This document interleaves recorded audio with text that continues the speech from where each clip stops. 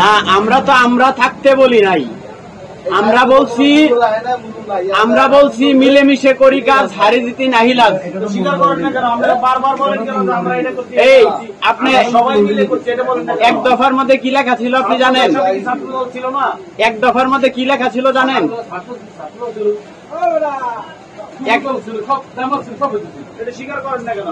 আরে ভাই, এটা সবাই স্বীকার করে, বিএনপি বাদে, বিএনপি বাদে সবাই স্বীকার করে যে হারি জিতি একসাথে মিলেমিশে করি কাজ, হারি জিতে নাহি লাজ। এটা বিএনপি বাদে সবাই স্বীকার করে।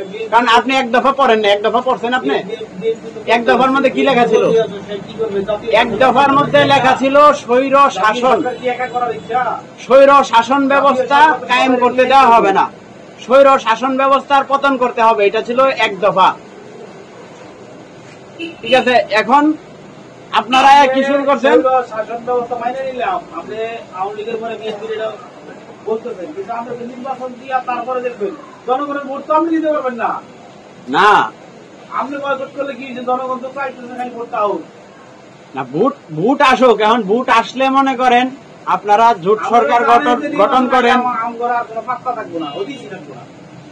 বা কি করেন, মানে আপনি এটা কইবার চাইতেছেন যে যখন নির্বাচন আইব তখন আবার আমগর ললিপপ চুষবেন আপনারা নাকি? হিসাব এটা নাকি?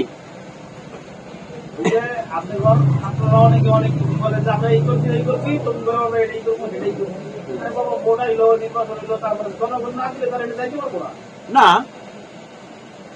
আগেই এইসব কথা বলবো না।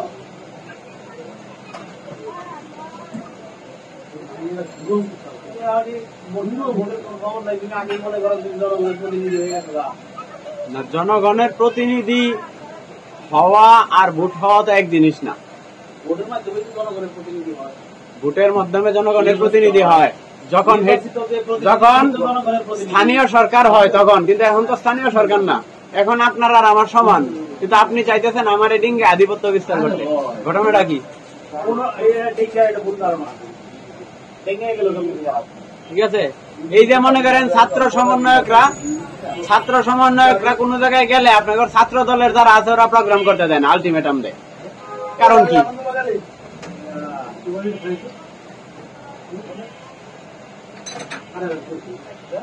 আসি আপনাদের যে এই বিএনপির জ্বালায় এখন তো মানুষ অতিষ্ঠ হয়ে গেছে। সিপার মধ্যে ঠিক করেছি তো বিএনপির জ্বালায়। মনে করেন আমরা দেশ স্বাধীন করে দিলাম, মারপুর খাইলাম, ধাক্কা ধুক্কা খাইলাম, খাওয়ার পরে দেশ স্বাধীন করলাম।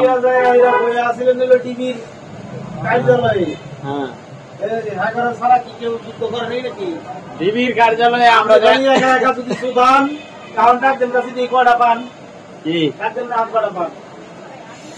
গান পার হইলে মাঝি শালা, এটা মাইমন সিং এর বাসা। সবাই করলে আপনি ঠিক আছে, আপনি যখনই একা একা বড় হবার চাবেন না, আমরা তো একা বড় এবার চাইছি না, আমরা কইছি যে আপনারা স্বীকার করেন, আপনারা তো অস্বীকার। এই শুনেন, আমাদের প্রত্যেক নেতা বক্তব্য দেওয়ার আগে কার্যকর বিষয়টা সামনে আগে রাখে সম্মানের সহিত। আমি একটা কথা বল, হ্যাঁ, এই কারণেই তো আজকে ওই যে মির্জা ফখরুলের বক্তব্য দিছে কি জানেন? ছাত্রদেরকে সংগঠন করার এখতিয়ার কে দিল? আজকে মির্জা ফখরুলের বক্তব্য মানে রুটি উল্টায় দিতে, বুঝছেন না? অথচ এই ছাত্র সংগঠন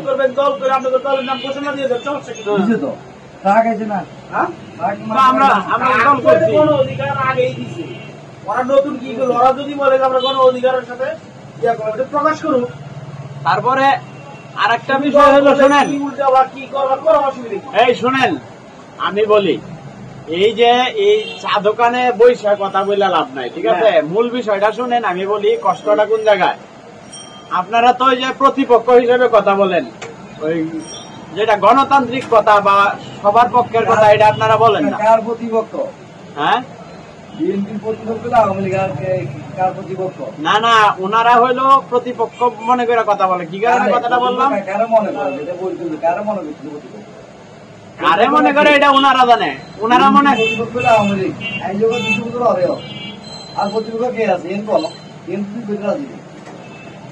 ঘটনা হইলো কি, কয়দিন আগেও, এখন থেকে যদি 2 মাস আগের হিসাব করি, এই 2 মাস আগে এই যে আমি মানুষের সব বাদ দেন, আমি যদি পল্টন পার্টি অফিসের সামনে গেছি, আমারে জড়ায় ধরছে, মানে কলিজার কলিজা আইছে, কারণ কথা বলার লোক আইছে, প্রকাশ করার লোক আসছে, পক্ষে দাঁড়ানোর লোক আসছে, ঠিক আছে।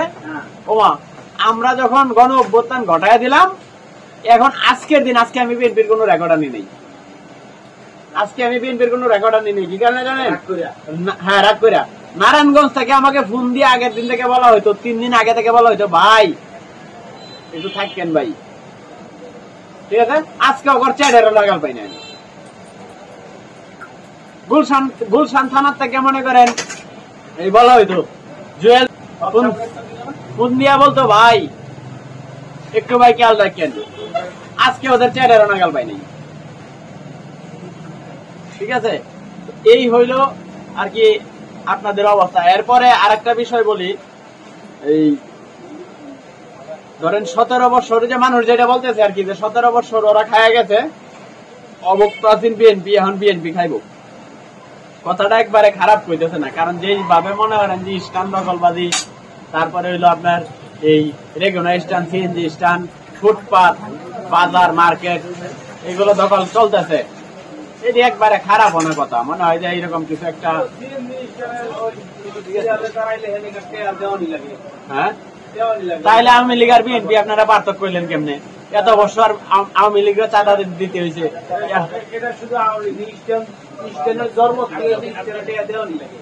আরে বাইরে ঠিক আছে, আপনাদের এখন তো গণ অভ্যুত্থানের মাধ্যমে আপনাদেরকে নিয়ে আসা হয়েছে এই কারণেই যে আপনারা যখন থাকবেন তখন মানুষ চাঁদা দিতে হবে না, আপনারা চাঁদাবাজি করবেন না।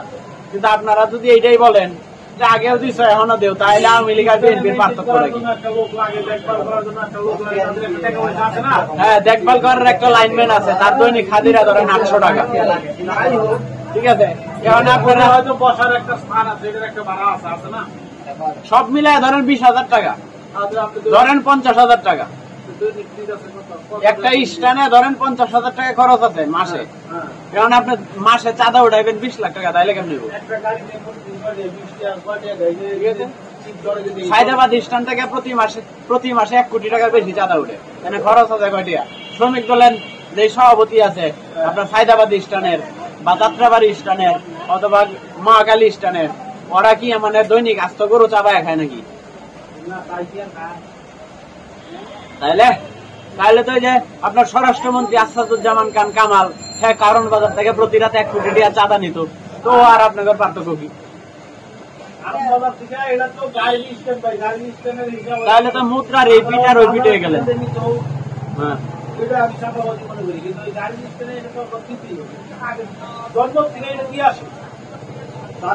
আরে বাইরে একটা হচ্ছে রুট পারমিশন বা অথরিটি সিস্টেম আছে, ধরেন একটা স্ট্যান্ডের খরচ আছে, স্ট্যান্ডে ঝাড়ুদার আছে। তাহলে এখন আপনাদের ছাত্রদের প্রসঙ্গ নিয়ে কথা হচ্ছে, বন্যার টাকা খাইলো তারা, কি বন্যার টাকা কি খাইছে? বন্যার টাকা ব্যাংকে আছে, আমরা বারবার বলতেছি। আপনারা বন্যার টাকা ব্যাংকে রাখবেন কেন? অবশ্যই ব্যাংকে রাখবো বন্যার টাকা। আপনি চ্যারিটি আইন সম্বন্ধে জানেন? চ্যারিটি আইন জানেন আপনি? কোন আইনে আপনি চ্যারিটি আইন দেখেন? আরে ভাই, এটা তো জনগণের প্রতিনিধির দরকার নাই, আপনি চ্যারিটি আইন দেখেন, চ্যারিটি আইন বুঝেন আপনি? আরে বাইরে আমি তো বলতেছি, আপনি যে চ্যারিটির যে নিয়ম আছে, চ্যারিটির যে আইন আছে, আপনি আইন দেখেন।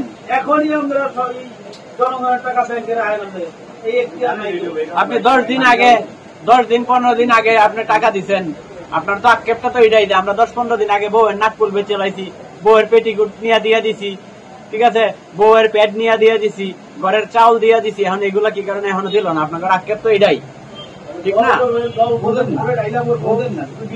সবার, সমগ্র জাতির, এখন সমগ্র জাতির প্রতি বার্তা হইল এটাই যে এই যে আপনারা 10 দিন আগে দিচ্ছেন, আরে ভাই কথা বলতে দেন না, 10 দিন আগে যে আপনারা 15 দিন আগে বন্যার্থদের জন্য টাকা দিচ্ছেন, এখন সমগ্র জাতির প্রশ্ন এই টাকা কেন ব্যাংকে? এটাই তো প্রশ্ন।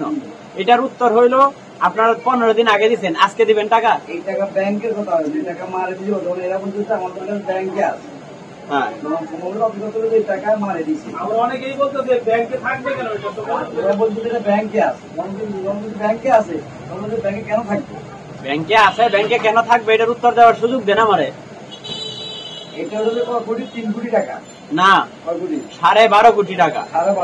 এখানে 3 কোটি টাকার জন্য এই দেশে 3 বার প্রধানমন্ত্রী জেল কাটতে হয়েছে। সেখানে 12 কোটি টাকা 12 কোটি টাকা কেন টাকা দেখি।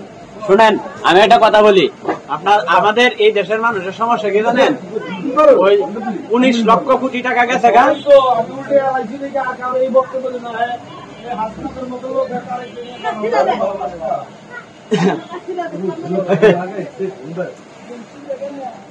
তারেকরে হাসনাতের মতো লোকেই তো কথা বলবো, কারণ হাসনাতের মতো লোকেই তো তারেকরে মুক্ত করার ব্যবস্থা করছে।